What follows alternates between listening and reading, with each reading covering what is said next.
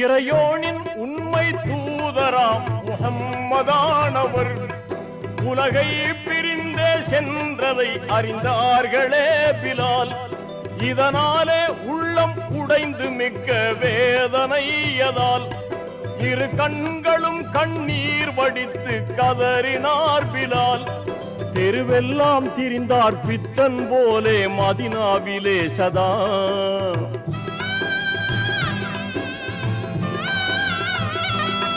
தெருவெல்லாம் திரிந்தார் பித்தன் போலே மதினாவிலே சதா.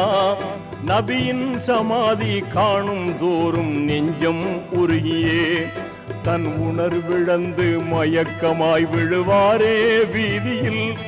தன் உணர்விழந்து மயக்கமாய் விழுவாரே வீதியில்.